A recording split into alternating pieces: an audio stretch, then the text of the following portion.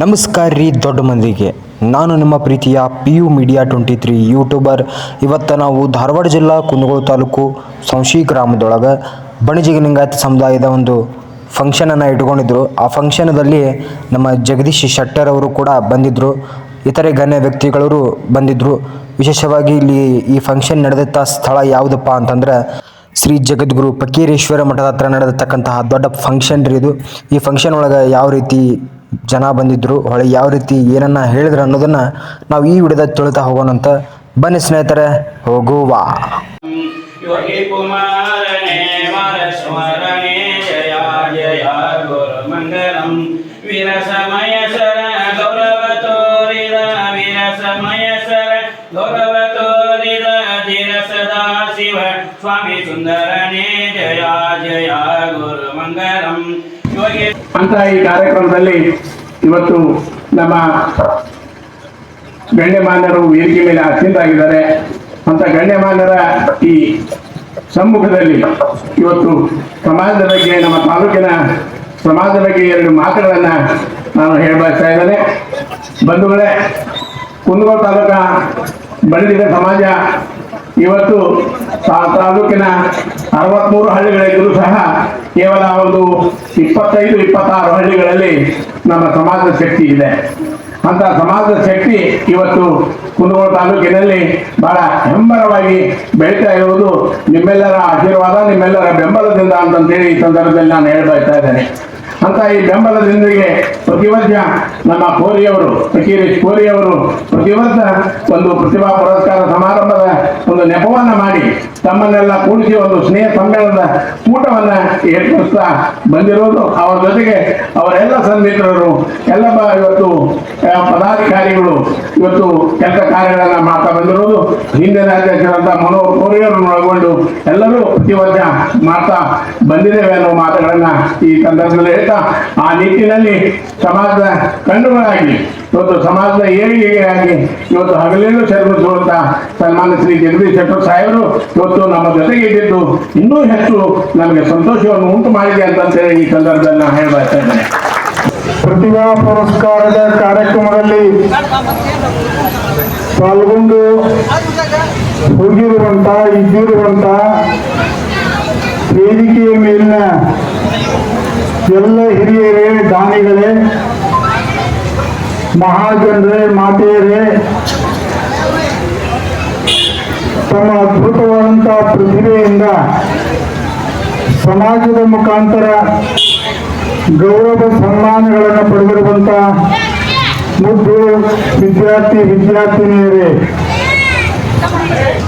ಅಖಂಡ 4 ತಾಸುಗಳವರೆಗೆ ಕಾರ್ಯಕ್ರಮ ಸುಂದರವಾಗಿ ಯಶಸ್ವಿಯಾಗಿ ನಡೆದಿದೆ. ಸಾಮಾಜಿಕ ಸಂಘಟನೆ ಯುನಿಟಿ ಈಸ್ ಡೈವರ್ಸಿಟಿ, ಒಕ್ಕಟ್ಟೇ ಬಲ, ಒಕ್ಕಟ್ಟಿತ್ತು ಸಮಾಜ ಗಟ್ಟಿಯಾಗಿರ್ತಾ ಇದೆ, ಬಿಕ್ಕಟ್ಟಿತ್ತು ಸಮಾಜ ಛಿದ್ರವಾಗಿ ಸಮಾಜದ ಶಕ್ತಿ ನಾಶ ಆಗ್ತಾ ಇದೆ. ಎಲ್ಲರಿಗೂ ನಮಸ್ಕಾರ. ಇವತ್ತಿನ ಈ ಒಂದು ಸುಂದರ ಕಾರ್ಯಕ್ರಮದಲ್ಲಿ ದಿವ್ಯ ಸಾನ್ನಿಧ್ಯವನ್ನು ವಹಿಸಿಕೊಂಡಂತ ಸಿರಟ್ಟಿ ಸಂಸ್ಥಾನ ಮಠದ ಪೂಜ್ಯ ಜಗದ್ಗುರು ಫಕೀರ ಸಿದ್ದರಾಮ ಮಹಾಸ್ವಾಮೀಜಿಯವರಿಗೆ ನಮಸ್ಕರಿಸಿ, ಈ ಸಮಾರಂಭದ ಅಧ್ಯಕ್ಷತೆಯನ್ನು ವಹಿಸಿಕೊಂಡಂತ ತಾಲೂಕಿನ ಬಣಜಿಗ ಸಮಾಜದ ಅಧ್ಯಕ್ಷರಂತ ಫಕೀರೇಶ್ ಮಹಾಂತಪ್ಪ ಕೂರಿ ಅವರೇ, ಮಾಜಿ ಸಭಾಪತಿಗಳು, ಹಿರಿಯ ರಾಜಕಾರಣಿಗಳು, ನಮ್ಮೆಲ್ಲರ ಆತ್ಮೀಯರಂತ ಮಾನ್ಯ ವೀರಣ್ಣ ಮತ್ತಿಗಟ್ಟಿಯವರೇ, KLE ಮಹಾವಿದ್ಯಾಲಯ ಸಂಸ್ಥೆಯ ಅಧ್ಯಕ್ಷರಂತ AB ಉಪ್ಪೀನ್ ಅವರೇ, ವಿಧಾನ ಪರಿಷತ್ತಿನ ಸದಸ್ಯರು, ನಮ್ಮೆಲ್ಲರ ಆತ್ಮೀಯರಂತ SV ಸಂಕನೂರ್ ಅವರೇ, ಸಮಾಜದ ಮುಖಂಡರಂತ ವೀರಣ್ಣ ಮಳಿಗೆ ಅವರೇ, ಇನ್ನೊಬ್ಬ ಮುಖಂಡರಂತ ಮಲ್ಲಿಕಾರ್ಜುನ್ ಸಾವ್ಕಾರ್ ಅವರೇ, ಮತ್ತು ಅಧೀಕ್ಷಕರು KLC ಡಾಕ್ಟರ್ ಈಶ್ವರ್ ಹಸ್ಮಿ ಅವರೇ, ಇಲ್ಲಿ ಸನ್ಮಾನಿತರಾಗ್ತಕ್ಕಂಥ MS ರಾಮಯ್ಯ ವಿಶ್ವವಿದ್ಯಾಲಯದ ನಿರ್ದೇಶಕರಾದಂಥ ವೀರಪಾಕ್ಷಪ್ಪ ಅಂಗಡಿ ಅವರೇ, ಮಹಾಂತೇಶ್ ಹತ್ತಿಯವರೇ, ಇನ್ನೊಬ್ಬ ಹಿರಿಯರಂತ ಅಂಗಡಿಯವರೇ ಮತ್ತು ಇಲ್ಲಿ ಉಪಸ್ಥಿತಿರುವಂತಹ ಇನ್ನಿತರ ಎಲ್ಲ ಗಣ್ಯ ಅತಿಥಿ ಬಂಧುಗಳು, ಇಲ್ಲಿ ಉಪಸ್ಥಿತಿರುವಂತಹ ಈ ಒಂದು ಕುಂದಗೋಳ ತಾಲೂಕಿನ ಸಮಾಜದ ಎಲ್ಲ ನನ್ನ ಆತ್ಮೀಯ ಬಂಧುಗಳೇ, ಸಹೋದರಿಯರೇ, ಮಾಧ್ಯಮದ ಮಿತ್ರರೇ, ಇವತ್ತು ಈ ಒಂದು ಕುಂದಗೋಳ ತಾಲೂಕಿನ ಒಂದು ಕಾರ್ಯಕ್ರಮ ಪ್ರತಿ ವರ್ಷ ನೀವು ಆಚರಣೆ ಮಾಡ್ಕೊಂಡು ಬಂದಿದ್ದೀರಿ. ಆದರೆ ನಾನು ಕುಂದಗೋಳ ತಾಲೂಕಿನ ಸಮಾಜದ ಕಾರ್ಯಕ್ರಮ ಬರೋದು ಮೊಟ್ಟ ಮೊದಲ ಬಾರಿಗೆ ನಾನು ಬರ್ತಾ ಇದ್ದೇನೆ. ಮತ್ತು ಕುಂದಗೋಳ ತಾಲೂಕ ಬಹಳ ಒಂದು ಅಚ್ಚುಕಟ್ಟಾಗಿ ಈ ಸೌಶಿ ಗ್ರಾಮದಲ್ಲಿ ಈ ಒಂದು ಸಂಘಟನೆಯನ್ನು ಮಾಡಿ ಸಾವಿರಾರು ಸಂಖ್ಯೆಯಲ್ಲಿ ತಾವೆಲ್ಲ ಒಂದು ಕಡೆ ಸೇರಿದ್ರಲ್ಲ, ಅದು ಬಹಳ ಸಂತೋಷದ ಸಂಗತಿ. ಈ ಪ್ರತಿಭಾ ಪುರಸ್ಕಾರ ಹೆಸರಿನಲ್ಲಿ ಇವತ್ತು ಎಲ್ಲ ಕಡೆ ಇಡೀ ರಾಜ್ಯದಲ್ಲಿ ಸಮಾಜ ಒಂದು ಸಂಘಟಿತವಾಗಿ ಬೆಳೀತಾ ಇದೆ. ಬಹುಶಃ ನನಗನ್ನಿಸೋಮಟ್ಟಿಗೆ ಈಗ ಒಂದು 2-3 ತಿಂಗಳಲ್ಲಿ ಬಹುಶಃ ನಾನೊಂದು 25ರಿಂದ 30 ತಾಲೂಕಾ ಘಟನೆಗೆ ಹೋಗಿ ಬಂದೆ. 25 ಮತ್ತೆ ಈ ಮುಂದಿನ ವಾರ ಒಂದು ಶಿಗಾವದಾಗದೆ, ಮತ್ತೆ ನಮ್ಮ ಬೈಲೊಂಗದಾಗದೆ, ಹೀಗೆ ಎಲ್ಲೆಲ್ಲಿ ಕರೆದಾರ ಅಲ್ಲಿವರೆಗೂ ಸಹಿತ ನಾವು ಹೋಗಿ ಸಮಾಜಕ್ಕೆ ಒಂದು ಸೇವೆ ಮಾಡುವಂತ ಕೆಲಸ ನಾನು ಪ್ರಾರಂಭ ಮಾಡಿದ್ದೇನೆ. ಅಫ್ಜಲ್ಪುರ ಕರೆದಿದ್ರು. ಈ ಒಂದು 15 ದಿವಸದಿಂದ ಗುಲ್ಬರ್ಗಾ ಜಿಲ್ಲೆ ಅಫ್ಜಲ್ಪುರಕ್ಕೂ ಹೋಗಿದ್ದೆ ನಾನು. ಹೀಗಾಗಿ ಎಲ್ಲ ಕಡೆ ಇವತ್ತು ಸಮಾಜ ಬಹಳ ಸಂಘಟಿತವಾಗಿ ಮುಂದುವರಿತಿದೆ. ಈ ರೀತಿ ಒಂದು ವಾರ ಇದೆ. ಈ ರೀತಿ ಲಿಂಗಾಯತ ವೀರಶೈವ ಲಿಂಗಾಯತ ಸಮಾಜ ಒಂದು ಅನ್ನುವಂಥದ್ದು ಒಂದು ಕಡೆ, ಈ ರೀತಿ ಉಪಪಂಗಡಗಳ ಸಮಾವೇಶ ಮಾಡಬೇಕು ಬೇಡ ಅನ್ನುವಂಥದ್ದು. ಹಿಂದೆ ನಮ್ಮ ಹಿರಿಯರು ಕೂಡ್ಕೊಂಡು ಈ ಬಡಗಿಯ ಸಮಾಜ ಕ್ಷೇಮಾಭಿವೃದ್ಧಿ ಸಂಘ ಅಂತ ಹೇಳಿ ಬೆಂಗಳೂರು ಇದನ್ನು ಮಾಡಿದ್ರು. ಕೊಪ್ಪಳದ ಕೆಲವು ಹಿರಿಯರು ಅದರಲ್ಲಿ ಮೊದಲು ಸ್ಟಾರ್ಟ್ ಮಾಡಿದ್ರು. ಇಡೀ ರಾಜ್ಯದಲ್ಲಿ ಎಲ್ಲ ಕಡೆ ಅದು ತಾಲೂಕಾ ಮಟ್ಟದಲ್ಲಿ ಸಂಘಟಿತ ಇತ್ತು. ಯಾಕಂತಂದ್ರೆ ಇವತ್ತು ಎಲ್ಲ ಉಪಪಂಗಡಗಳು ಒಂದಾಗಿ ಸಂಘಟನೆ ಮಾಡುವಂತ ಸಂದರ್ಭದಲ್ಲಿ ನಾವು ಯಾಕೆ ಹಿಂದುಳಿಬೇಕು ಅನ್ನುವಂತ ಕಾರಣದ ಮೇಲೆ ಸಂಘ ಸ್ಥಾಪನೆ ಆಗಿದೆ. ಇದು ಯಾವುದೋ ಬೇರೆ ಸಮಾಜವನ್ನ ದ್ವೇಷ ಮಾಡುವಂತದಾಗ್ಲಿ, ಬೇರೆ ಸಮಾಜದ ಸಂಘರ್ಷ ಮಾಡುವ ಸಲುವಾಗಿ ಸಂಘಟನೆ ಅಲ್ಲ.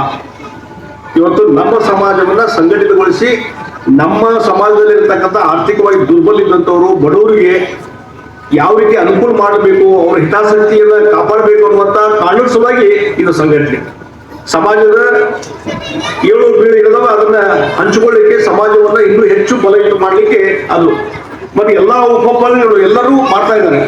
ಎಲ್ಲರ ಒಂದು ನಮ್ಮೆಲ್ಲರ ಒಂದು ಗುರಿ ಏನಿರಬೇಕು, ಕೊನೆಗೆ ನಮ್ಮ ಸಮಾಜವನ್ನು ಸಂಘಟಿತಗೊಳಿಸಿ ಇಡೀ ಲಿಂಗಾಯತ ವೀರಶೈವ ಸಮಾಜ ಒಂದು ಅನ್ನುವಂಥದ್ದು ಅದನ್ನು ಸಂಘಟನೆ ಮಾಡೋದು, ಶಕ್ತಿ ಕೊಡೋದು ನಮ್ಗೆಲ್ಲ ಒಂದು ಗುರಿ. ಆ ಗುರಿಯನ್ನು ಸಾಧನೆ ಮಾಡಲಿಕ್ಕೆ ಇದೆಲ್ಲ ಒಂದು ಸಮಾವೇಶ ಅನ್ನುವಂಥ ಮಾತನ್ನ ಈ ಸಂದರ್ಭದಲ್ಲಿ ನಾನು ಹೇಳಬಯಸ್ತೇನೆ. ಹೀಗಾಗಿ ಇವತ್ತು ಯಾವ ಯಾವ ಸಂದರ್ಭದಲ್ಲಿ ಒಂದು ಅವಕಾಶ ಸಿಕ್ಕಿದೆ, ಅವಕಾಶ ಸಿಕ್ಕಾಗ ಸಮಾಜಕ್ಕೆ ಅನುಕೂಲ ಮಾಡುವಂತ ಕೆಲಸ ನಾನು ಯಾವಾಗಲೂ ಮಾಡ್ಕೊಂಡ್ಬಂದೆ. ಇವತ್ತು ಮುಖ್ಯಮಂತ್ರಿ ಇದ್ದಂಥ ಸಂದರ್ಭದಲ್ಲಿ ಏನೊಂದು 2A ಕೊಡುವಂಥದ್ದು ಒಂದು ಅನುಕೂಲ ಬಂದಾಗ, ಆ ರೀತಿಯಾದ ಅವಕಾಶ ಬಂದಾಗ ಆ ಕೆಲಸವನ್ನು ಮಾಡುವಂಥದ್ದು ಮಾಡಿದ್ರಿಂದ ಇವತ್ತು ಬಹಳಷ್ಟು ಜನ ಇಲ್ಲೆಲ್ಲಿ ಪ್ರವಾಸ ಮಾಡ್ತೀನಿ, ಇವತ್ತು ಎಲ್ಲ ಕಡೆ ಹೇಳ್ತಾ ಇದ್ದಾರೆ ಇದನ್ನ ನಮ್ಗೆ ಅನುಕೂಲ ಆಗಿದೆ ಅನ್ನುವಂಥ ಮಾತನ್ನು ಹೇಳ್ತಾರೆ. ಕೆಲವೊಂದು ತಾಲೂಕಿನಲ್ಲಿ ಅಲ್ಲಿಯ ಅಧಿಕಾರಿಗಳು ಮತ್ತು ಜಿಲ್ಲಾಧಿಕಾರಿ ಒಂದು ತೊಂದರೆಯಿಂದ ಕೆಲವು ಕಡೆ ಸಿಕ್ಕಿರ್ಲಿಕ್ಕಿಲ್ಲ, ಕೆಲವು 3-4 ಜಿಲ್ಲೆಗಳಲ್ಲಿ, 3-4 ತಾಲೂಕುಗಳಲ್ಲಿ. ಆದ್ರೆ ಇಡೀ ರಾಜ್ಯದಲ್ಲಿ ಎಲ್ಲ ಕಡೆನೂ ಸಹಿತ ಇದು ಅನುಕೂಲತೆ ಆಗಿದೆ ಅನ್ನುವಂಥದ್ದು. ಹೀಗಾಗಿ ಅದು ಒಂದು ನಮ್ಮ ಸಂತೃಪ್ತಿ ಇದೆ. ಮತ್ತು ನಾನು ಮುಖ್ಯಮಂತ್ರಿ ಇದ್ದಾಗ ಒಂದು ಇಡೀ ಒಂದು ಸಮಾಜದ ರಾಜ್ಯ ಘಟಕಕ್ಕೆ ಹಾಸ್ಟೆಲು ಮತ್ತು ಕಟ್ಟಡ ಮತ್ತು ಕಲ್ಯಾಣ ಮಂಟಪ ಆಗಲಿ ಅಥವಾ ಇನ್ನೊಂದು ವಿದ್ಯಾರ್ಥಿಗಳಿಗೆ ಕಟ್ಟಲಿಕ್ಕೆ ಒಂದು ಜಾಗ ಬೇಕಂದಾಗ ನಾನು ಒಂದು ಮುಖ್ಯಮಂತ್ರಿ ಇದ್ದಂಥ ಸಂದರ್ಭದಲ್ಲಿ ಅವತ್ತು ನನ್ನ ಕ್ಯಾಬಿನೆಟ್ನಲ್ಲಿ ವಸತಿ ಸಚಿವರಾದಂಥವರು ವಿ ಸೋಮಣ್ಣ, ರೈಲ್ವೆ ಮಿನಿಸ್ಟರ್ ಇದ್ದಾರೆ.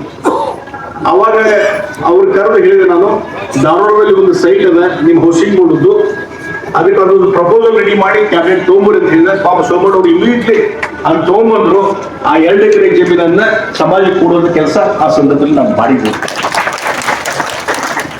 ಅದೇನಾಗಿದೆ ನೋಡಿ, ಇವತ್ತು ರಾಜ್ಯದಲ್ಲಿ ನಾನು ಎಲ್ಲ ಕಡೆ ಹೋದಲ್ಲಿ ಹೇಳಿದ್ದೀನಿ, ಇವತ್ತು ತಾಲೂಕಾ ಘಟಕಗಳು ಬಹಳ ಶಕ್ತಿಶಾಲಿಯಾಗಿ ಸಂಘಟಿತವಾಗಿ ಕೆಲಸ ಮಾಡ್ತದೆ. ಸ್ವಲ್ಪ ನಮ್ಮ ರಾಜ್ಯ ಘಟಕದಲ್ಲಿ ಸ್ವಲ್ಪ ಸಮಸ್ಯೆ ಆಗಿದೆ, ಅದನ್ನು ಸರಿ ಮಾಡುವಂತ ಕೆಲಸ ನಾವು ವೀರಣ್ಣ ಮತ್ತಿಗಟ್ಟಿಯವರು, ಲಕ್ನೋವರು ಮತ್ತು ಇನ್ನಿತರ ಶಂಕರಣ್ಣ ಮುನ್ನೋಳಿಯವರು, ಇನ್ನಿತರ ಎಲ್ಲ ಹಿರಿಯರು ಕೂಡ್ಕೊಂಡು ಅದನ್ನು ಸರಿ ಮಾಡುವಂತ ಕೆಲಸ ಈಗಾಗಲೇ ಒಂದು 5-6 ಸಲ ಮೀಟಿಂಗ್ ಆಗಿದ್ದಾವೆ.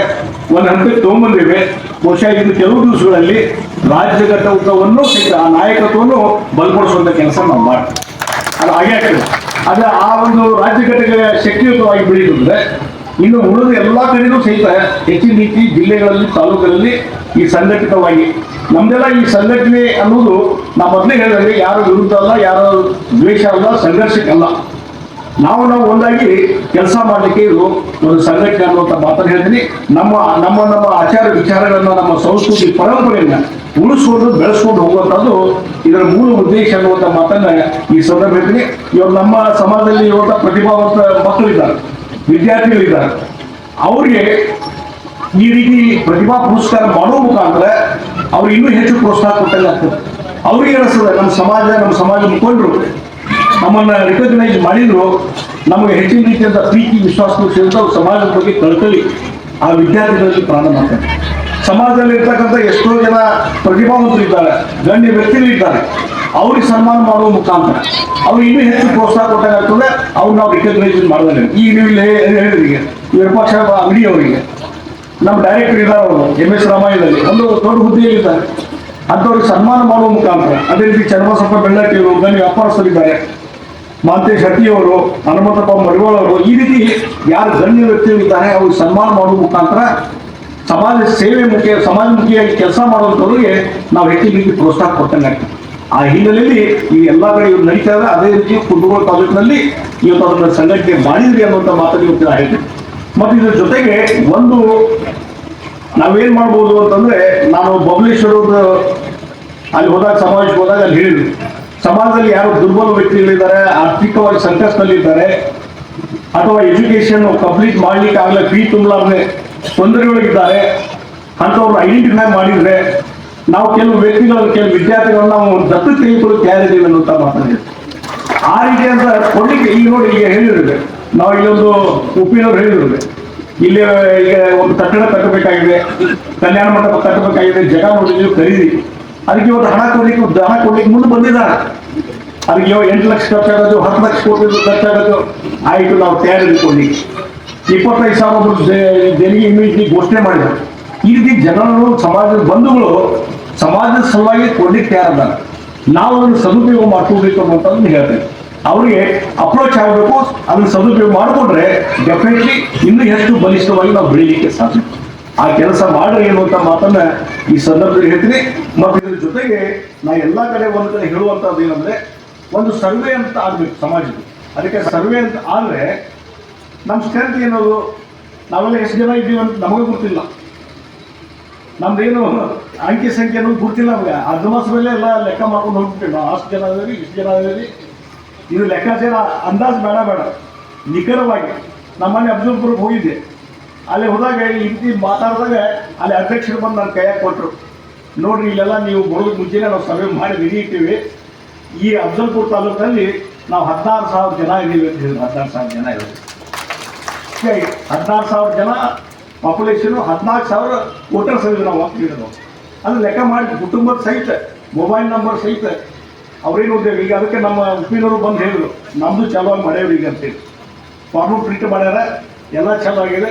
ಇವತ್ತು ಯಾರ್ಯಾರು ಎಲ್ಲೆಲ್ಲಿ ಯಾವ ಗ್ರಾಮದಲ್ಲಿ ಎಷ್ಟು ಜನ ಇದ್ದಾರೆ, ಅವ್ರ ಹೆಸರೇನು, ನಂಬರ್, ಮೊಬೈಲ್ ನಂಬರು, ಅವ್ರ ವೃತ್ತಿ ಏನು ಮಾಡ್ತಾರೆ ಎಲ್ಲ ಈಗಾಗಲೇ ಅವ್ರು ತಯಾರು ಮಾಡಿದ್ದಾರೆ. ಇದಕ್ಕೆ ನೀವೆಲ್ಲರೂ ಸಹಕಾರ ಕೊಡಿ. ಸರ್ವೆಗೆ ಬಂದಾಗ, ಒಂದೊಂದು ಗ್ರಾಮಕ್ಕೆ ಬಂದಾಗ, ನಮ್ಮ ಪಟ್ಟಣದಲ್ಲಿ ಬಂದಾಗ ಒಂದು ನೀವೆಲ್ಲರೂ ಸಹಕಾರ ಕೊಟ್ಟು ಅದೆಲ್ಲ ನೀವು ಕೊಟ್ಟರೆ ಒಂದು ಕಡೆ ಒಂದಾಗಿ ಕೆಲಸ ಮಾಡಲಿಕ್ಕೆ ಇದು ಅನುಕೂಲ ಆಗ್ತದೆ. ಹಗಲೆಲ್ಲ ಕೂಡ್ಲಿಕ್ಕೆ ಅನುಕೂಲ ಆಗ್ತದೆ. ಆ ಕೆಲಸದ ಯಾಕೆ ಈ ಸರ್ವೇದು ಯಾಕೆ ಹೇಳ್ತೀನಿ ಅಂದರೆ, ನಾನು ಹಿಂದೆ ಮಹಾರಾಷ್ಟ್ರದ ಚುನಾವಣೆಗೆ ಈಗ 10 ವರ್ಷದಿಂದ ಹೋದಾಗ, 12 ವರ್ಷದಿಂದ ಹೋದಾಗ, ಅವ್ರು ದೇವೇಂದ್ರ ಫಡ್ನವೀಸ್ ಮುಖ್ಯಮಂತ್ರಿ ಆದರು. ಅವತ್ತು ಹೋದಾಗ ಅಲ್ಲಿ ಪುನಃ ಹೋಗಿದ್ದೆ ನಾವು. ಅಲ್ಲಿ ಲಿಂಗಾಯತ ಸಮಾಜದ ಮುಖಂಡರು ಸುಮಾರು ಒಂದು 400-500 ಜನ ಒಂದು ದೊಡ್ಡ ಬ್ಯಾಂಕಿನ ಹಾಲ್ನಲ್ಲಿ ಕರ್ಕೊಂಡು ಹೋಗಿ ನಮಗೆ ಸನ್ಮಾನ ಮಾಡಿದರು, ನಮಗೆ ಸ್ವಾಗತ ಮಾಡಿದರು. ಆಮೇಲೆ ಅಲ್ಲಿ ಸಮಾಜ ಮುಖಂಡರು ಹೇಳಿದರು, ನೋಡ್ರಿ ನಮ್ಮ ಮಹಾರಾಷ್ಟ್ರದಲ್ಲಿ ಇವತ್ತು ಲಿಂಗಾಯತ ಸಮಾಜದವರು ಸುಮಾರು 1,10,00,000 ಜನ. ಅವತ್ತಿಗೆ 10-12 ವರ್ಷದಿಂದ 1,10,00,000 ಜನ ಇದೆ ನಾವು ಮಹಾರಾಷ್ಟ್ರದಲ್ಲಿ. ಹೆಂಗೆ ಹೇಳ್ತಿಕ್ಕೆ ಲೆಕ್ಕ ಅಂತಂದರೆ, ಅವ್ರಿಗೆ ನಾವು ಸರ್ವೆ ಮಾಡಿ ಮನೆ ಸರ್ವೆ ಮಾಡಿದ್ದೇವೆ. ಪ್ರತಿಯೊಂದು ಕುಟುಂಬಕ್ಕೆ ಹೋಗಿದ್ದೇವೆ. ಅವರೊಂದು ರಿಜಿಸ್ಟರ್ ತೋರಿಸಿದ್ರು. ಇಲ್ಲೆಲ್ಲ ಡೀಟೇಲ್ಸ್ ನೋಡಿದ್ವಿ. ಪ್ರತಿಯೊಬ್ಬರ ಹೆಸರು, ಅವ್ರ ನಂಬರು, ಮನೆ ನಂಬರ್ ಸಹಿತ ಎಷ್ಟು ಮಂದಿ ಮೆಂಬರ್ಸ್ ಅದಾರ ಎಲ್ಲ ತೋರಿಸಿ 1,10,00,000 ಅದಕ್ಕೆ ಯಾಕೆ ನೀವು ಯಾಕೆ ಹೇಳತ್ತೀರಿ ಇವತ್ತು? ಇಲ್ಲ, ಇಷ್ಟು ಸಂಖ್ಯೆ ಇದ್ದಾಗೂ ಸಹಿತಕ್ಕೆ ನಮಗೆ ಈ ಭಾರತೀಯ ಜನತಾ ಪಾರ್ಟಿ ಮತ್ತು ಕಾಂಗ್ರೆಸ್ ನ್ಯಾಷನಲ್ ಪಾರ್ಟಿ ಏನಿದ್ರಿ ನಮ್ಗೆ ಎಷ್ಟು ಸೀಟ್ ಕೊಡ್ಬೇಕಲ್ಲ, ನಮ್ಮ ಪಾಪ್ಯುಲೇಷನ್ ತಕ್ಕಂಗೆ ಅಷ್ಟು ಸೀಟ್ ಕೊಡ್ತಿಲ್ಲ. ನೀವೊಂದು 3-4 ಸೀಟ್ ಕೊಡ್ತೀರಿ, ಅವರೊಂದು 3-4 ಸೀಟ್ ಕೊಡ್ತಾರೆ. ನಮ್ಮ ಸಂಖ್ಯೆ ಎಷ್ಟು ನಿಮ್ಗೆ ಗೊತ್ತಿಲ್ಲ. ಅದಕ್ಕಾಗಿ ಈ ಸಲ ತಪ್ಪು ಕರೆಕ್ಷನ್ ಮಾಡಬೇಕು. ಇನ್ನು ಬರುವಂಥ ದಿವಸಗಳಲ್ಲಿ ಮುಂದಿನ ಚುನಾವಣೆಗೆ ನಮಗೆ 8 ಸೀಟ್ ಆದರೂ ಕೊಡಬೇಕು ಅನ್ನುವಂಥದ್ದನ್ನ ಒತ್ತಾಯವನ್ನು ಅವರ ಸಂಘಟನೆ ಮಾಡಿ ಅದು ಒಪ್ಕೊಂಡಿಲ್ಲ. ಮುಂದೆ ನಾವು ಕೇಂದ್ರದ ಹೈಕಮಾಂಡ್ಗೆ ಅದನ್ನು ಹೇಳಿದ್ವಿ. ನಾವು ಅನಂತಕುಮಾರ್ ಅವ್ರ ಕೇಂದ್ರ ಮಂತ್ರಿಗಳು ಅವ್ರಿಗೆ ಹೇಳಿದ್ವಿ, ಅವತ್ತಿನ ಅಧ್ಯಕ್ಷರು ಹೇಳಿದ್ವಿ. ಆಮೇಲೆ ಮುಂದೆ ಯಾವುದೇ ಸರ್ಕಾರ ಬಂದರೂ ನಮ್ಮ ಕಮ್ಯುನಿಟಿಗೆ ಲಿಂಗಾಯತಿಗೆ ಒಂದು ಕ್ಯಾಬಿನೆಟ್ ಮಿನಿಸ್ಟ್ರು ಮಾಡೋದಿಲ್ಲ. 1 ಕೋಟಿ ಸಂಖ್ಯೆ ಇದೆ ಮಾಡಲು ಅಂದಾಗ ನಾನು ಅವತ್ತು ಇಲೆಕ್ಷನ್ ಆದಮೇಲೆ ದೇವೇಂದ್ರ ಫಡ್ನವೀಸ್ ಮುಖ್ಯಮಂತ್ರಿ ಆದಮೇಲೆ ಅವತ್ತು ವಾಜಪೇಯಿ ಪ್ರಧಾನಮಂತ್ರಿ ಇದ್ದರು. ನಾನು ಅನಂತಕುಮಾರ್ ಭೇಟಿಯಾಗಿ ವಾಜಪೇಯಿ ಕಾಂಟ್ಯಾಕ್ಟ್ ಮಾಡಿ ಅಲ್ಲಿ ರಾಷ್ಟ್ರೀಯ ಅಧ್ಯಕ್ಷರಿಗೆ ಭೇಟಿಯಾಗಿ ಹಿಂಗೆ ಹೇಳ್ತಾ ಇರಬೇಕು. ದೇವೇಂದ್ರ ಫಡ್ನವೀಸ್ಗೆ ಇಮಿಡಿಯೇಟ್ಲಿ ಫೋನ್ ಹಚ್ಚಿದ್ವಿ ಅನಂತಕುಮಾರ್ ನಾವು.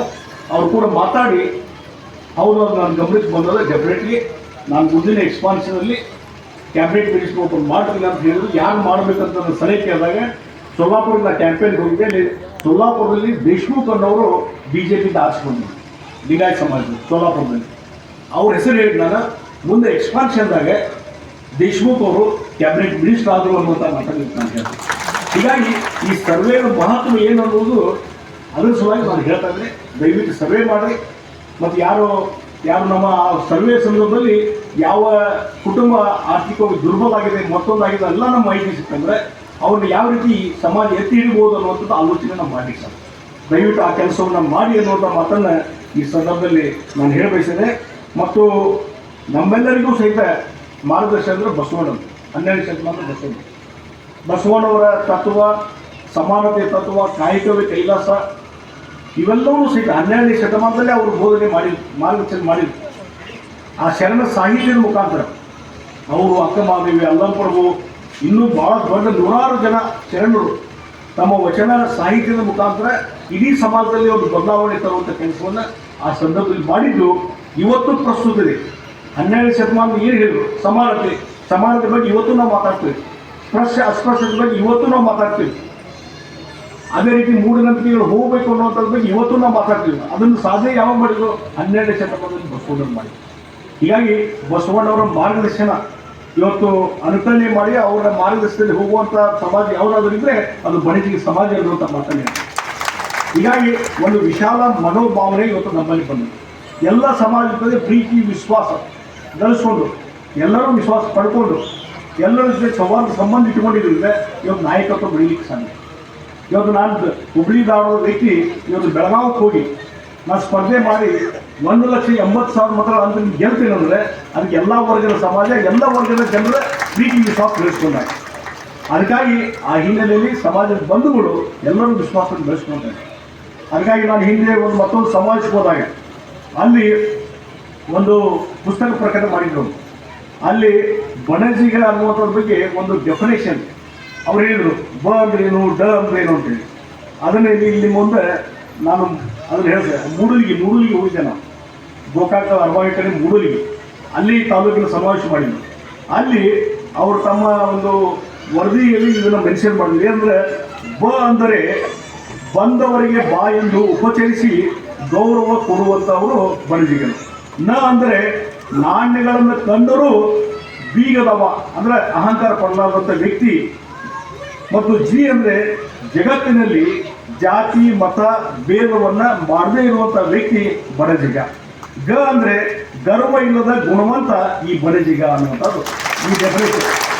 ಹೀಗಾಗಿ ಮಾಡಲಿ ಒಂದೊಂದು ಕಡೆ ಹೋದಾಗ ಒಂದೊಂದು ಅನುಭವ ಆಗ್ತದೆ ನಮಗೆ. ಬೇರೆ ಬೇರೆ ಕಡೆ ಹೋದಾಗ ಬಳ್ಳಾರಿಗೆ ಹೋಗಿ, ಬಳ್ಳಾರಿ ಜಿಲ್ಲೆಗೆ ದೊಡ್ಡದು ಕಾರ್ಯಕ್ರಮ ಮಾಡಿದ್ರು. ಸುಮಾರು 5,000-6,000 ಜನ ಸೇರಿ ಒಂದು ದೊಡ್ಡ ಕಲ್ಯಾಣ ಮಂಟಪದಲ್ಲಿ. ಅಲ್ಲಿ ನೋಡಿ ಬರೇ ಸಂಗತಿ ಅಷ್ಟೇ ಅಲ್ಲ, ಅಲ್ಲಿ ದೊಡ್ಡ ಬ್ಯಾಂಕ್ ಮಾಡಿದ್ದಾರೆ. ಇವತ್ತು 10-20 ಕೋಟಿ ವ್ಯವಹಾರ ಇರುವಂಥದ್ದು ಒಂದು ಬ್ಯಾಂಕ್ ಮಾಡಿದ್ದಾರೆ. ಸಮಾಜದ ಬಂಧುಗಳು ಅಲ್ಲಿದ್ದಾರೆ. ಮತ್ತು ಇದರ ಜೊತೆಗೆ ಶಿಕ್ಷಣ ಸಂಸ್ಥೆಗಳನ್ನು ಬೆಳೆಸಿದ್ದಾರೆ. ಈ ರೀತಿ ದೊಡ್ಡ ಪ್ರಮಾಣದಲ್ಲಿ. ಮತ್ತು ಅಷ್ಟೇ ಅಲ್ಲ, ಇವತ್ತು ಸಮಾಜದ ಬಂಧುಗಳು ಹೌಸಿಂಗ್ ಸೊಸೈಟಿ ಮಾಡಿ ಸಮಾಜದ ಬಂಧುಗಳಿಗೆ ಮನೆಗಳನ್ನು ನಿರ್ಮಾಣ ಮಾಡೋದು, ಸೈಟ್ಗಳನ್ನು ಹಂಚುವಂಥ ಕೆಲಸವೂ ಸಹಿತ ಬಳ್ಳಾರಿಯಲ್ಲಿ ನಡೀತಾರೆ. ಈ ರೀತಿ ಒಂದು ಮಾದರಿಯಾದಂಥ ನೀವೆಲ್ಲ ಮಾಡಿ ಇದು ಸಂಘಟನೆ ಮಾಡೋದು ಸಮಾವೇಶ ಮಾಡೋದು ಒಂದು ಕಡೆ, ಈ ರೀತಿ ಇನ್ನೊಂದು ಈ ರೀತಿ ಅಂಥವು ಎಲ್ಲೆಲ್ಲ ನಾ ಹೇಳ್ತೀನಿ, ಉದಾಹರಣೆ ಹೋಗಿ ನೋಡ್ಕೊಂಬರ್ರಿ, ನಿಮ್ಗೆ ಅನುಕೂಲ ಆಗ್ತದೆ. ಆ ರೀತಿ ಮಾಡೋದ್ರಿಂದ ಸಮಾಜಕ್ಕೆ ಇದು ಹೆಚ್ಚು ಶಕ್ತಿ ಬರ್ತದೆ. ಬೀಳಿಗೆ ಹೋಗಿದೆ, ಬೀಳಿಗೆಯಲ್ಲಿ ಅಲ್ಲಿ ದೊಡ್ಡ ದೊಡ್ಡ ಸೊಸೈಟಿ ಮಾಡ್ಯಾರ, ಎಲ್ಲ ಸಮಾಜದ ಬಂಧುಗಳೇ ದೊಡ್ಡ ಸೊಸೈಟಿ ಮಾಡಿ ಸಮಾಜದ ಬಂಧುಗಳಿಗೆ ಆರ್ಥಿಕ ನೆರವು ಕೊಡುವಂಥ ಕೆಲಸ, ಸಾಲ ವ್ಯವಸ್ಥೆ ಮಾಡುವಂಥ ಕೆಲಸ ಬೀಳಿಗೆಯಲ್ಲಿ ಅಲ್ಲಿ ಸೊಸೈಟಿ ಮುಖಾಂತರ ಮಾಡ್ತಾ ಇದ್ದಾರೆ. ಈ ರೀತಿ ಬೇರೆ ಬೇರೆ ಕಡೆ ದೊಡ್ಡ ದೊಡ್ಡ ಕಾರ್ಯಕ್ರಮ ಮಾಡಿದ್ದಾರೆ, ದೊಡ್ಡ ದೊಡ್ಡ ಬೇರೆ ಬೇರೆ ರೀತಿಯಾದ ವಿನೂತನ ಪ್ರಯೋಗ ಮಾಡ್ತಾ ಇದ್ದಾರೆ. ಇದೆಲ್ಲ ಮಾಡೋದ್ರ ಮುಖಾಂತರ ಒಂದು ಸಮಾಜಕ್ಕೆ ಇನ್ನೂ ಹೆಚ್ಚು ಶಕ್ತಿ ಬರ್ಲಿಕ್ಕೆ ಸಾಧ್ಯ. ಆ ಕೆಲಸವನ್ನು ನೀವು ಮಾಡಿ ಅನ್ನುವಂಥ ಮಾತನ್ನು ಈ ಸಂದರ್ಭದಲ್ಲಿ ಹೇಳ್ತಾ ಇದ್ದೀನಿ. ಹೀಗಾಗಿ ಇವತ್ತು ಲಿಂಗಾಯತ ಸಮಾಜ ಬರೀ ಕರ್ನಾಟಕ ಅಷ್ಟೇ ಅಲ್ಲ, ಮಹಾರಾಷ್ಟ್ರದ ಉದಾಹರಣೆ ಕೊಟ್ಟು, ತಮಿಳುನಾಡಿನಲ್ಲಿದೆ, ಕೇರಳದಲ್ಲಿದೆ, ತೆಲಂಗಾಣದಲ್ಲಿದೆ, ಆಂಧ್ರ ಪ್ರದೇಶದಲ್ಲಿದೆ. ಮೊನ್ನಂಗ ಲೋಕಸಭಾಕ್ಕೆ ಹೋದಾಗ ನಮ್ಮ ಬೀದರ್ ಪಕ್ಕದಲ್ಲಿ ನಜರಾಬಾದ್ ಯಾವುದೋ ಐತಿ, ಅಲ್ಲಿ MP ಬಂದು ನನಗೆ ನಮಸ್ಕಾರ ಮಾಡಿ, ಸರ್ ನಾನು ಇಲ್ಲಿಂದ ಬೀದರ್ ಪಕ್ಕದಲ್ಲಿರುವಂಥ ಕ್ಷೇತ್ರದಿಂದ ನಾನು ಆಚೆ ಬಂದಿದ್ದೀನಿ MP ಅಂದ್ರೆ. ಯಾವ ಸಮಾಜ ಸರ್? ನಾನು ಲಿಂಗಾಯತ ಸಮಾಜದಲ್ಲಿ, ಲಿಂಗಾಯತ ಭಾಳದವರಿಗೆ ನನಗೆ ಟಿಕೆಟ್ ಕೊಟ್ಟರು ಆಚೆ ಬಂದಿದ್ದು ನೋಡ್ರಿ ಅಂತ. ಅದಕ್ಕೆ ಸಮಾಜ ಬಂದರು ಎಲ್ಲೆಲ್ಲೇ ಇದ್ದಾರೆ ಮತ್ತು ಅವರು ಆ ನಾಯಕದ ಗುಣವನ್ನು ಬೆಳೆಸ್ಕೊಂಡು ಬಂದಿದ್ದಾರೆ. ಹೀಗಾಗಿ ಆ ರೀತಿಯಾದ ಒಂದು ಸಂಘಟನೆ ಮುಖಾಂತರ ಇವತ್ತು ನಾವು ಕೆಲಸವನ್ನು ಮಾಡಬೇಕು ಅನ್ನುವಂಥ ಮಾತನ್ನು ಈ ಸಂದರ್ಭ ಹೇಳ್ತೀನಿ. ಮತ್ತು ಇದರ ಜೊತೆಗೆ ಇವತ್ತು ಸಮಾಜದ ಬಂಧುಗಳು ಯಾವಾಗಲೂ ಸ್ವಾಭಿಮಾನಿ ಇದ್ದಂಥವ್ರು. ಸ್ವಾಭಿಮಾನಕ್ಕೆ ಧಕ್ಕೆ ಬಂದರೆ ನಾವು ಅದು ಬಿಡುವುದಿಲ್ಲ, ಅದು ಸಾಧನೆ ಮಾಡಿ ತೋರಿಸ್ತೀವಿ. ಹೀಗಾಗಿ ಯಾವಾಗ ಸ್ವಾಭಿಮಾನಿಗೆ ತೊಂದರೆ ಆಗಿದೆ, ಧಕ್ಕೆ ಆಗಿದೆ, ಸಮಾಜ ಬಂಧುಗಳು ಒಗ್ಗಟ್ಟನ್ನು ತೋರಿಸುವಂಥ ಕೆಲಸವನ್ನು ನೀವು ಮಾಡಿದ್ದೀರಿ. ಅದಕ್ಕಾಗಿ ಇವತ್ತು ಕುಂದಗೋಳ ತಾಲೂಕಿನಲ್ಲಿ ಹಿಂದೆ ಇಲ್ಲಿ ಶಾಸಕರಾಗಿ ನಮ್ಮ ಉಪ್ಪಿನವರು ಹಿರಿಯರು ಶಾಸಕರಾಗಿ ಕೆಲಸ ಮಾಡಿದ್ದೀವಿ. ಉಪ್ಪಿನವರು ಇಲ್ಲ ಕುಂದಗೋಳದಲ್ಲಿ ಸಹಿತ ಆರಿಸಿ ಬಂದಂಥವ್ರು ಇದ್ದಾರೆ. ಈಗ ಬೇರೆ ಬೇರೆ ಕಡೆ ಬೇರೆ ನಾನು ಮೊನ್ನೆ ಯಾದಗಿರಿ ಮತ್ತು ಅಫಜಲ್ಪುರ ಗುಲ್ಬರ್ಗಕ್ಕೆ ಹೋದಾಗ ಅಲ್ಲಿ ಹೇಳಿದ್ರು, ಬೀದರು ಗುಲ್ಬರ್ಗ ಯಾದಗಿರಿ ಭಾಗದಲ್ಲಿ ನಿಮ್ಗಿಂತ ಹೆಚ್ಚಿಗೆ ನಾವು ದೇವರು ಹೇಳ್ತಿದ್ವಿ. ಹೀಗಾಗಿ ಆ ರೀತಿ ಒಂದು ಶಕ್ತಿ ಇದೆ. ಅದಕ್ಕಾಗಿ ಅದನ್ನೆಲ್ಲವನ್ನು ಪ್ರಯೋಜನ ಮಾಡಿಕೊಂಡು ಎಲ್ಲರೂ ಒಗ್ಗಟ್ಟಾಗಿ ಒಂದು ಕೇಂದ್ರದ ನಾಯಕತ್ವ, ಕೇಂದ್ರದ ಸಮಿತಿ ಇನ್ನೂ ಸ್ಟ್ರಾಂಗ್ ಆದಮೇಲೆ, ಸರಿ ಆದಮೇಲೆ ಅದು ದೊಡ್ಡದಾದಂಥ ಒಂದು ಸಮಾವೇಶ, ಲಕ್ಷಾಂತರ ಒಂದು ಸಮಾವೇಶ ಒಂದು ಕಡೆ ಎಲ್ಲರ ಮಾಡೋಣ ಅನ್ನುವಂಥ ಮಾತನ್ನು ಈ ಸಂದರ್ಭದಲ್ಲಿ ಅದರ ಮುಖಾಂತರ ನಮ್ಮ ಏನೊಂದು ಶಕ್ತಿ ಇದೆ ಅದನ್ನು ತೋರಿಸೋಣ, ಅದರ ಮುಖಾಂತರ ಸಮಾಜವನ್ನು ಇನ್ನೂ ಹೆಚ್ಚು ಬೆಳೆಸುವಂಥ ಕೆಲಸವನ್ನು ನಾವು ಮಾಡೋಣ ಅನ್ನುವಂಥ ಮಾತನ್ನು ಈ ಸಂದರ್ಭದಲ್ಲಿ ಹೇಳಿ, ಇವತ್ತೇನು ನನಗೆ ಈ ಸಂದರ್ಭದಲ್ಲಿ ಸಮಾಜ ಏನು ನನಗೆ ಕೊಟ್ಟಿದೆ ಅದನ್ನು ಸಮಾಜಕ್ಕೆ ಕೊಡುವಂಥ ಕೆಲಸವನ್ನು ಮಾಡ್ತಿದ್ದೇನೆ. ಎಲ್ಲ ರೀತಿ ಸಮಾಜದ ಬೆಳವಣಿಗೆ ಸಲುವಾಗಿ, ಸಂಘಟನೆ ಸಲುವಾಗಿ ಇವತ್ತು ಯಾವುದೇ ರೀತಿಯಾದಂಥ ಯಾವುದೇ ಒಂದು ನಮ್ಮ ಗುರಿ ಇಲ್ಲದೇ ವೈಯಕ್ತಿಕವಾಗಿ ಏನೋ ನಮಗೇನು ಬೇಕಾಗಿಲ್ಲ, ಆ ಸಮಾಜಕ್ಕೆ ನಮ್ಮೊಂದು ಸೇವೆ ಇಲ್ಲುವಂಥ ರೀತಿಯಲ್ಲಿ ಸಮಯವನ್ನು ಕೊಡ್ತಾ ಇದ್ದೇನೆ. ಎಲ್ಲೆಲ್ಲಿ ಕರೆದ್ರೆ ಎಲ್ಲ ಕಡೆಯೂ ಪ್ರವಾಸ ಮಾಡ್ತಾ ಇದ್ದೇನೆ. ಸಮಾಜವನ್ನು ಸಂಘಟನೆ ಮಾಡುವಂಥ ಕೆಲಸ ನಾನು ಮಾಡ್ತೇನೆ. ಅದಕ್ಕಾಗಿ ನಾನು ಸಭೆ ಕೊಡ್ಲಿಕ್ಕೆ ತಯಾರಿದ್ದೇನೆ. ಸಮಾಜಕ್ಕೆ ಹಿತಾಸಕ್ತಿ ಸಲುವಾಗಿ ಏನೇನು ಕೆಲಸ ಮಾಡಬೇಕು ಅದನ್ನು ಮಾಡ್ಲಿಕ್ಕೆ ತಯಾರಿದ್ದೀನಿ ಅನ್ನೋಂಥ ಮಾತನ್ನು ಬೆಳಗಾವಿಗೆ ಹೋಗ್ಬೇಕಾಗಿದೆ. ಮುಂದೆ ಇವತ್ತು ನೋಡಿ, ಅಲ್ಲೇ ನಾನು ಪ್ರಾಮಿಸ್ ಮಾಡಿದ್ದೆ ಜನರಿಗೆ, ಒಂದೇ ಭಾರತ ಟ್ರೈನ್ ತೊಗೊಂಬರ್ತೀನಿ ಅಂತೇಳಿ. ಚುನಾವಣೆಗೆ ಹೋದಾಗೆಲ್ಲ ಹೇಳಿದೆ ನಾನು, ವಿದಿನ್ 2-3 ಮಂತ್ಸ್ ನಾನು ತೊಗೊಂಬರ್ತೀನಿ ಅಂದರೆ ಕೇಂದ್ರ ಮಂತ್ರಿ, ರೈಲ್ವೆ ಮಂತ್ರಿ ಭೇಟಿಯಾಗಿ ಇವತ್ತು ಅಲ್ಲಿ ಪುಣಾದಿಂದ ಬೆಳಗಾವಿ ಒಂದೇ ಭಾರತ ಸ್ಟಾರ್ಟ್ ಆಗ್ತಾ ಇದೆ. ಹೀಗಾಗಿ ನಾವು ಜನರಿಗೆ ಏನು ಭರವಸೆ ಕೊಟ್ಟಿರ್ತೀವಿ, ಹೇಳ್ದಂಗೆ ನಡ್ಕೊಂಡ್ರೆ ಜನ ನಮ್ಮ ಮೇಲೆ ನಂಬ್ತಾರೆ. ಹೀಗಾಗಿ ಇವತ್ತು ಒಂದೇ ಭಾರತ ಆ ಟ್ರೈನ್ ಇವತ್ತು ಸಾಯಂಕಾಲ ಬರ್ತಾ ಇದೆ. ಅದಕ್ಕೆ ನಾನು ಅಲ್ಲಿ ಹೋಗ್ತಾ ಇದ್ದೇನೆ. ಅದಕ್ಕೆ ಇನ್ನೂ ಹೆಚ್ಚು ಸಮಯ ಇರಬೇಕಂದ್ರೂ ಈ ಒಂದು ಕಾರ್ಯಕ್ರಮದ ಬಿಜಿ ಇದ್ದರಿಂದ ಅಲ್ಲಿ ಕಾರ್ಯಕ್ರಮಕ್ಕೆ ಹೋಗ್ತಾ ಇದ್ದೇನೆ. ನಿಮ್ಮೆಲ್ಲರೂ ಒಂದು ಅಪ್ಪಣೆ ತೆಗೆದುಕೊಂಡು ನಾವು ಮುಂದಿನ ಕಾರ್ಯಕ್ರಮ ನಡೆಸ್ರಿ, ಒಳ್ಳೆಯದಾಗಲಿ. ಮುಂದೆ ಯಾವುದೇ ಸಂದರ್ಭದಲ್ಲಿ ಸಮಾಜದ ವಿಚಾರಗಳು ಬಂದಾಗ ನನ್ನ ಕಡೆ ಯಾವುದೇ ಸಂದರ್ಭ ಬಂದರೂ ನಾನು ನಿಮ್ಮ ಜೊತೆ ಇದ್ದೇನೆ ಅನ್ನೋಂಥ ಮಾತನ್ನು ಈ ಸಂದರ್ಭ ಹೇಳಿ ಈ ಕಾರ್ಯಕ್ರಮ ವಿಶೇಷವಾಗಿ ಹೇಳಿ 4 ಮಾತು ಮುಗಿಸ್ತೇನೆ. ಜೈ ಹಿಂದ್, ಜೈ ಕರ್ನಾಟಕ.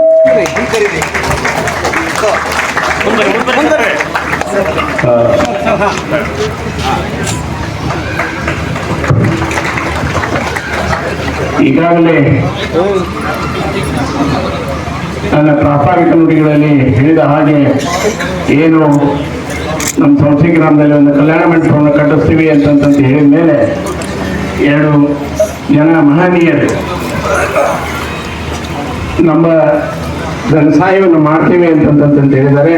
ಅದರಲ್ಲಿ ಸಂಸ್ಥೆ ಗ್ರಾಮದ ಶ್ರೀಯುತ ಸಂಗಪ್ಪ ಉಪಾಸಿಯವರು ಆ ಕಲ್ಯಾಣ ಮಂಟಪಕ್ಕೆ ಪ್ರಾರಂಭ ಆದಮೇಲೆ 1 ಲಕ್ಷ ರೂಪಾಯಿ ಹಣವನ್ನು ಕೊಡ್ತೇನೆ ಅಂತ ಹೇಳಿದರೆ ಅವರಿಗೆ ತುಂಬ ಧನ್ಯವಾದಗಳನ್ನು ಸಲ್ಲಿಸ್ತಾ ಇದ್ದೇನೆ. ಅದೇ ರೀತಿಯಾಗಿ ಇಂದಿನ ನಮ್ಮ ಸಮಾರಂಭದ ದಾನಿಗಳಾದಂಥ ಶ್ರೀತ ಇರ್ಪಾಕ್ಷಪ್ಪ ಅಂಗಡಿಯವರು ಸಹ ಅವರ ತಮ್ಮ ಪೂಜ್ಯ ತಂದೆ ತಾಯಿಯವರ ಹೆಸರಿನಲ್ಲಿ 1 ಲಕ್ಷ ರೂಪಾಯಿ ಹಣವನ್ನು ಕೊಡ್ತೇನೆ ಅಂತ ಹೇಳಿದ್ದಾರೆ. ಅವರಿಗೂ ಸಹ ನಾನು ಹುಟ್ಟುಕೊಡುವಂತ ವಂದನೆಯನ್ನು ಸಲ್ಲಿಸ್ತೇನೆ. ಇಷ್ಟೇ ಇವತ್ತು ನಮ್ಮ ಸಮಾಜ ಬಹಳ ಬಹುದೊಡ್ಡ ಸಮಾಜ ಅಂತ ನಾವು ಹೆಸರಿಗೆ ಹೇಳ್ತೀವಿ. ಆದರೆ ನಾವೆಲ್ಲರೂ ಒಗ್ಗಟ್ಟಿನಿಂದ ಮಾಡಿದರೆ ನಮ್ಮಲ್ಲಿ ಎದುರು ಯಾರಲ್ಲ. ನಮ್ಮ ವಿದ್ಯಾರ್ಥಿಗಳಿಗೆ ಒಂದು ಮಾತನ್ನು ನಾವು ಹೇಳೋದಾದ್ರೆ, ತಾವು ಅಭ್ಯಾಸ ಮಾಡಿ ಒಳ್ಳೆಯ ಮಾರ್ಕ್ಸ್ ಕೊಡ್ರಿ, ಅದ್ರ ಜೊತೆಗೆ ಸ್ವಯಂ ಉದ್ಯೋಗ ಮಾಡುವಂತ ಒಂದು ವೃತ್ತಿಯನ್ನು ಕೈಗೊಳ್ಳಿ. ವ್ಯಾಪಾರ ಉದ್ಯಮಕ್ಕಿಂತ ದೊಡ್ಡದಾದಂತ ಯಾವುದೂ ಕಲಿಕೆ ಇಲ್ಲ ಅಂತ ನಾನು ಭಾವಿಸ್ಕೊಂಡಿದ್ದೇನೆ ತುಳಸಿ ಗ್ರಾಮದೊಳಗೆ. ಹಾಗಾಗಿ ಮೊದಲು ನಾನು ಈ ಒಂದು ಬಡಿಗೆ ಸಮಾಜದ ಅಧ್ಯಕ್ಷರಾಗಿರ್ತಕ್ಕಂಥ ಮಾನ್ಯ ಶ್ರೀ ಬಕೇರೇಶ್ ಮಹಂತಪ್ಪ ಕೋರಿ ಅವರಿಗೆ ನಿಮ್ಮೆಲ್ಲರ ಪರವಾಗಿ ವೈಯಕ್ತಿಕವಾಗಿ ತುಂಬುದಾದ ಅಭಿನಂದನೆಗಳನ್ನು ಸಲ್ಲಿಸಲಿಕ್ಕೆ ಬಯಸ್ತೇನೆ. ಯಾಕಂದ್ರೆ ಇಷ್ಟು ಜನ ಕೂಡಿಸೋದು, ನಾನು ಒಂದು ನೌಕರ ಸಂಘಟನೆ ಅಧ್ಯಕ್ಷನಾಗಿ ಕೆಲಸ ಮಾಡಿದ್ದೇನೆ ರಾಜ್ಯ ಘಟಕದ್ದು. ಈಗ ಈ ರೀತಿಯ ಕಾರ್ಯಕ್ರಮ ಮಾಡಿ ಜನರು ಕೂಡಿಸೋದು ಬಹಳ ಕಷ್ಟದ ಕೆಲಸ. ಸ್ವಲ್ಪ ಟೈಮ್ ಒಳಗೆ ಅದು ತಾಲೂಕಾ ಘಟಕ, ಬಹುಶಃ ರಾಜ್ಯ ಘಟಕದ ಸಭೆ ಕರೆದ್ರೆ ಇಷ್ಟು ಜನ ಬರ್ತಾರೋ ಗೊತ್ತಿಲ್ಲ, ಜಿಲ್ಲಾ ಘಟಕದ ಸಭೆ ಕರೆದ್ರೆ ಇಷ್ಟು ಜನ ಕೂಡ್ತಾರೋ ಗೊತ್ತಿಲ್ಲ. ಒಂದು ತಾಲೂಕು ಘಟಕದೊಳಗೆ ಇಷ್ಟೊಂದು ದೊಡ್ಡ ಪ್ರಮಾಣದೊಳಗೆ ದೊಡ್ಡ ಸಂಖ್ಯೆಯೊಳಗೆ ನಾನು ನೋಡ್ತಾ ಇದ್ದೀನಿ. ನಮ್ಮ ಪುರುಷರ ಸಂಖ್ಯೆ ಎಷ್ಟದ ಅಷ್ಟೇ ತಾಯಿಂದಿರದು, ಮಹಿಳೆಯರು ಕೂಡ ಅಷ್ಟೇ ದೊಡ್ಡ ಸಂಖ್ಯೆ ಅದ. ಹಾಗಾಗಿ ಮತ್ತೊಮ್ಮೆ ಈ ಸಂಘಟನೆ ಮಾಡಿರ್ತಕ್ಕಂಥ ಅಧ್ಯಕ್ಷ ಆಗಿರ್ತಕ್ಕಂಥ ಗೌರಿ ಅವರಿಗೆ ಮತ್ತು ಅವರಿಗೆ ಸಹಕಾರ ನೀಡಿದಂತ ಎಲ್ಲರಿಗೂ ಕೂಡ ನಾವು ಅಭಿನಂದನೆಗಳನ್ನು ಸಲ್ಲಿಸಲಿಕ್ಕೆ ಬಯಸ್ತಿದ್ದೇವೆ. ಬಂಧುಗಳೇ, ಹಲವಾರು ವಿಚಾರಗಳನ್ನು ಇದೀಗ ಜಗದೀಶ್ ಶೆಟ್ಟರು ನಮ್ಮ ಜೊತೆ ಹಂಚಿಕೊಂಡಿದ್ದಾರೆ. ನಾವಿವತ್ತು ನಮ್ಮ ರಾಜ್ಯದೊಳಗೆ ಬೇರೆ ಬೇರೆ ಸಮಾಜದ ಸಂಘಟನೆಗಳನ್ನು ನೋಡಿದ್ದೀವಿ. ಬೇರೆ ಬೇರೆ ಸಮಾಜ ಸಂಘಟನೆ ಕೂಡ ನಮಗೆ ಅತಿಥಿಯಾಗಿ ಕರೆದಾರ, MLC ಆದ್ಮೇಲೆ ಹೋಗಿದ್ದೀವಿ. ಆದ್ರೆ ನನಗೆ ಮನಸ್ಸಿಗೆ ಬಹಳ ನೋವಾದದ್ದು ಆಗುವುದೇನಪ್ಪ ಅಂದ್ರೆ, ಉಳಿದ ಸಮಾಜದ ಸಂಘಟನೆಗಳು ಎಷ್ಟು ಗಟ್ಟಿಯಾಗಿ ಶಕ್ತಿಯುತವಾಗಿ ಬೆಳೆದವು ಅಷ್ಟು ನಮ್ಮ ಸಮಾಜ ಬೆಳೆದಿಲ್ಲ ಅಂಚಿಕೊಂಡು ನಾವು ಸ್ಪಷ್ಟವಾಗಿ ಹೇಳಲಿಕ್ಕೆ ಬಯಸ್ತೇವೆ. ವಿಶ್ವವಿದ್ಯಾಲಯ ಧಾರವಾಡದಲ್ಲಿ ಆಂಥ್ರೋಪಾಲಜಿ ವಿಭಾಗದ ಪ್ರಾಧ್ಯಾಪಕಿ ಮತ್ತು ಪ್ರಸ್ತುತ PhD ಮಾರ್ಗದರ್ಶಕಿಯಾಗಿ ಕಾರ್ಯನಿರ್ವಹಿಸುತ್ತಿದ್ದೇನೆ. ಆಂಥ್ರೋಪಾಲಜಿ ಅಂದರೆ ಮಾನವಶಾಸ್ತ್ರ.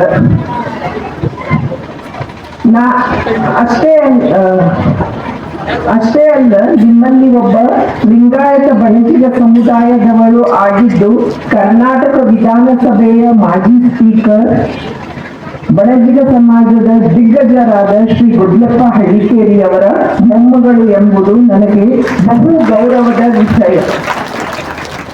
ಈ ಪ್ರತಿಭಾ ಪುರಸ್ಕಾರ ಸಮಾರಂಭದಲ್ಲಿ ಮನ್ನಣೆ ಮತ್ತು ಬಹುಮಾನಗಳನ್ನು ಪಡೆಯಲಿರುವ ಎಲ್ಲ ಮಕ್ಕಳನ್ನು ನೋಡಿ ಅವರನ್ನು ಹೃತ್ಪೂರ್ವಕವಾಗಿ ಅಭಿನಂದಿಸಲು ನನಗೆ ಸಂತೋಷವಾಗುತ್ತದೆ. ಆದರೆ ಮಕ್ಕಳು ಕ್ರೀಡೆಯಲ್ಲಿ ಭಾಗವಹಿಸುವ ಕುರಿತು ನಾನು ಇಲ್ಲಿಗೆ ಮಾತನಾಡಲು ಬಂದಿದ್ದೇನೆ. ನನ್ನ PhD ವಿದ್ಯಾರ್ಥಿ ಡಾಕ್ಟರ್ ನಿರಂಜನ್ ನಂದಿಕೋಲ್ಮಠ್ ಅವರು ಲಿಂಗಾಯತ ಬಣಜಿಗ ಸಮುದಾಯದ ಮಧ್ಯ ವಯಸ್ಸಿನ ಮಕ್ಕಳು, ಅಂದರೆ 6 ರಿಂದ 11 ವರ್ಷದ ಮಕ್ಕಳಲ್ಲಿ ಕ್ರೀಡಾ ಪ್ರತಿಭೆ ಗುರುತಿಸುವಿಕೆಯನ್ನು ಆಧರಿಸಿದ ಮಾನವಶಾಸ್ತ್ರೀಯ ಅಧ್ಯಯನ ಎಂಬ ಮಹತ್ವದ ಅಧ್ಯಯನವನ್ನು ಕೈಗೊಂಡಿದ್ದಾರೆ. ಈ ಅಧ್ಯಯನವು ಬಹಳ ವಿಶೇಷವಾಗಿದೆ ಮತ್ತು ವಿಶಿಷ್ಟವಾಗಿದೆ, ಏಕೆಂದರೆ ಈವರೆಗೂ ಲಿಂಗಾಯತ ಬಣಜಿಗ ಸಮಾಜದ ಮಕ್ಕಳ ಕ್ರೀಡಾ ಪಾಲ್ಗೊಳ್ಳುವಿಕೆಯನ್ನು ಕುರಿತಂತೆ ಈ ರೀತಿಯ ಅಧ್ಯಯನ ಮಾಡಲ್ಪಟ್ಟಿಲ್ಲ. ಈ ಅಧ್ಯಯನವು ಮುಖ್ಯವಾಗಿ ಈ ಪ್ರಶ್ನೆಗಳನ್ನು ಎತ್ತಿ ಹಿಡಿಯುತ್ತದೆ. ನಮ್ಮ ಸಮಾಜದ ಮಕ್ಕಳು ಕ್ರೀಡೆಯಲ್ಲಿ ಪಾಲ್ಗೊಳ್ಳಲು ಇಚ್ಛೆ ತೋರಿಸುತ್ತಿಲ್ಲವೇಕೆ? ಅದರ ಹಿಂದೆ ಇರುವ ಕಾರಣಗಳು ಯಾವುವು? ಈ ವಿಚಾರದಲ್ಲಿ ಅವರ ಪೋಷಕರ ಅಭಿಪ್ರಾಯ ಏನು ಮತ್ತು ವಿವಿಧ ಸಾಮಾಜಿಕ ಆರ್ಥಿಕ ಅಂಶಗಳು ಈ ನಿರ್ಣಯಕ್ಕೆ ಹೇಗೆ ಪ್ರಭಾವವನ್ನು ಬೀರುತ್ತಿವೆ ಎಂಬಂತ ವೈಜ್ಞಾನಿಕ ಪ್ರಶ್ನೆಗಳಿಗೆ ಉತ್ತರ ಹುಡುಕುವ ಪ್ರಯತ್ನವನ್ನು ಮಾಡುತ್ತಿದ್ದೇವೆ. ಈ ಅಧ್ಯಯನದಲ್ಲಿ ಬೆಲ್ಜಿಯಂ ದೇಶದ ಕ್ರೀಡಾ ಪ್ರತಿಭೆ ಪತ್ತೆ ಮಾಡುವ ಮಾದರಿಯನ್ನು ನಾವು ಬಳಸಿಕೊಳ್ಳುತ್ತೇವೆ. ನಮ್ಮ ಸಮುದಾಯದಲ್ಲಿ ಮಕ್ಕಳು ಕ್ರೀಡೆಯಲ್ಲಿ ಹಿಂದೆ ಬಿದ್ದಿದ್ದಾರೆ ಎಂಬ ವಿಚಾರವು ಆತಂಕವನ್ನು ತರುತ್ತದೆ. ಕ್ರೀಡೆಯಲ್ಲಿ ಪಾಲ್ಗೊಳ್ಳುವಿಕೆ ನಮ್ಮ ಮಕ್ಕಳ ಸರ್ವೋತ್ತಮುಖ ಬೆಳವಣಿಗೆಗೆ ಅತ್ಯಂತ ಅವಶ್ಯವಾಗಿದೆ. ಕ್ರೀಡೆಗಳು ಶಾರೀರಿಕ, ಮಾನಸಿಕ ಹಾಗೂ ಸಾಮಾಜಿಕ ಏಕತೆ ವೃದ್ಧಿಸಲು ಮತ್ತು ತಾಳ್ಮೆ, ಶ್ರದ್ಧೆ ಇವನ್ನು ಹಾಗೂ ಹೀಗೆ ಅನೇಕ ಆದರ್ಶಗಳನ್ನು ಬೆಳೆಸಿಕೊಳ್ಳಲು ಸಹಕಾರಿಯಾಗುತ್ತವೆ. ಈ ಅಧ್ಯಯನವು ಸಮಗ್ರವಾಗಿ ಆಂಥ್ರೋಪಾಲಜಿಕಲ್ ಮತ್ತು ಹೋಲಿಸ್ಟಿಕ್ ದೃಷ್ಟಿಕೋನವನ್ನು ಕೊಡುತ್ತದೆ, ಅಂದ್ರೆ ಮಾನವಶಾಸ್ತ್ರೀಯ ಸಮಗ್ರ ಅಧ್ಯಯನ. ಇದರ ಫಲಿತಾಂಶಗಳು ಲಿಂಗಾಯತ ಬಣಜಿಗ ಸಮುದಾಯದ ಮಕ್ಕಳನ್ನು ಕ್ರೀಡೆಯಲ್ಲಿ ಪಾಲ್ಗೊಳ್ಳಲು ಉತ್ತೇಜಿಸುವ ಪ್ರಮುಖ ಕಾರ್ಯಕ್ರಮಗಳನ್ನು ತರುವಲ್ಲಿ ಸಹಕಾರಿಯಾಗುತ್ತವೆ. ನೀವು ಎಲ್ಲರೂ ಸಮುದಾಯದ ಮುಂಚೂಣಿಯ ನಾಯಕರಾಗಿದ್ದು ನಿಮ್ಮ ಮಾರ್ಗದರ್ಶನದಿಂದ ನಮ್ಮ ಮಕ್ಕಳ ಮುಂದಿನ ತಲೆಮಾರಿನ ಬೆಳವಣಿಗೆಗೆ ಸಹಾಯ ಮಾಡಬಹುದು ಎಂಬುದನ್ನು ನಾನು ನಂಬುತ್ತೇನೆ. ಆದ್ದರಿಂದ ನಾನು ಎಲ್ಲ ಲಿಂಗಾಯತ ಬಣಜಿಗ ಸಮುದಾಯದ ಪೋಷಕರಿಗೆ ಹಾಗೂ ನಾಯಕರಿಗೆ ಒಂದು ವಿನಂತಿ ಮಾಡುತ್ತೇನೆ. ದಯವಿಟ್ಟು ನಿಮ್ಮ 6 ರಿಂದ 11 ವರ್ಷದ ವಯಸ್ಸಿನ ಗಂಡು ಮಕ್ಕಳನ್ನು ಗುರುತಿಸಿ ದತ್ ನಿರಂಜನ್ ನಿಕೋಲ್ಮಠ್ ಅಂದ್ರೆ ನನ್ನ ವಿದ್ಯಾರ್ಥಿ ಅವರೊಂದಿಗೆ ಸಂಪರ್ಕಿಸಿ ಅವರು ನಿಮ್ಮ ಮನೆಗೆ ಬಂದು ನಿಮ್ಮ ಸಮಯಕ್ಕೆ ತಕ್ಕಂತೆ ಬಂದು ಆ ಮಕ್ಕಳ ಮೇಲೆ ಒಂದು ಕ್ರೀಡಾ ಪ್ರತಿಭೆಯ ಮೌಲ್ಯಮಾಪನವನ್ನು ನಡೆಸುತ್ತಾರೆ. ಈ ಮೌಲ್ಯಮಾಪನವು ಆಟದ ತರಬೇತಿಯಂತಹ ಸಹಜ ಮತ್ತು ಆನಂದಕರ ಚಟುವಟಿಕೆಗಳಿಂದ ತುಂಬಿರುತ್ತದೆ ಮತ್ತು ಮಕ್ಕಳಿಗೂ ಇದೊಂದು ಒಳ್ಳೆಯ ಅನುಭವವಾಗುತ್ತದೆ. ಇದನ್ನು ಗಂಡು ಮಕ್ಕಳ ಮೇಲೂ ಮಾಡಬಹುದು ಮತ್ತೆ ಹೆಣ್ಣು ಮಕ್ಕಳ ಮೇಲೂ ಮಾಡಬಹುದು. ಆದರೆ ನಾವು ನಮ್ಮ ಅಧ್ಯಯನಕ್ಕೆ ಗಂಡು ಮಕ್ಕಳನ್ನಷ್ಟೇ ತಗೊಂಡಿದ್ದೇವೆ. ಹಾಗಾಗಿ ಈ ಅಧ್ಯಯನದಲ್ಲಿ ನಿಮ್ಮ ಸಹಕಾರವನ್ನು ನೀಡುವುದು ಅವಶ್ಯಕವಾಗಿದೆ. ನಿಮ್ಮ ಮಗುವಿನ ಬೆಳವಣಿಗೆಗೆ ಮತ್ತು ನಮ್ಮ ಸಮುದಾಯದ ಮಕ್ಕಳ ಭವಿಷ್ಯಕ್ಕಾಗಿ ದಯವಿಟ್ಟು ಪ್ರಾರಂಭದಲ್ಲಿ ನಮಗೆ ಸ್ಪಂದಿಸಿ ನೀವು ಶೀಘ್ರವಾಗಿ ಪ್ರತಿಕ್ರಿಯಿಸಿದರೆ ನಾವು ಈ ಮಹತ್ವದ ಅಧ್ಯಯನವನ್ನು ಯಶಸ್ವಿಯಾಗಿ ಮುಗಿಸಲು ಸಾಧ್ಯವಾಗುತ್ತದೆ. ನಿಮ್ಮೆಲ್ಲರ ಸಹಕಾರಕ್ಕಾಗಿ ಧನ್ಯವಾದಗಳು. ಅದೇ ರೀತಿಯಾಗಿ SSLCಯಲ್ಲಿ ಹಾಗೂ PUCಯಲ್ಲಿ ಪ್ರಥಮ, ದ್ವಿತೀಯ, ತೃತೀಯ ಸ್ಥಾನವನ್ನು ಪಡೆದುಕೊಂಡಿರ್ತಕ್ಕಂಥ ವಿದ್ಯಾರ್ಥಿಗಳಿಗೆ ಸನ್ಮಾನ ಕಾರ್ಯಕ್ರಮವನ್ನು ಹಮ್ಮಿಕೊಂಡಿದ್ರು. ಈ ಥರ ಕಾರ್ಯಕ್ರಮದಿಂದ ಆ ವಿದ್ಯಾರ್ಥಿಗಳಿಗೆ ಮೋಟಿವೇಶನ್ ಕೊಟ್ಟಾಗೆ ಆಗುತ್ತೆ. ಅದೇ ರೀತಿಯಾಗಿ ಈ ವಿಡಿಯೋದಲ್ಲಿ ಏನಾದರೂ ಮಿಸ್ಟೇಕ್ ಆಗಿದ್ದರೆ ಮಾತಾಡೋದ್ರಲ್ಲಿ ಏನಾದರೂ ತಪ್ಪಾಗಿದ್ದರೆ ದಯವಿಟ್ಟು ಕ್ಷಮೆ ಇರಲಿ. ಮತ್ತೊಮ್ಮೆ ಎಲ್ರಿಗೂ ನಮಸ್ಕಾರ.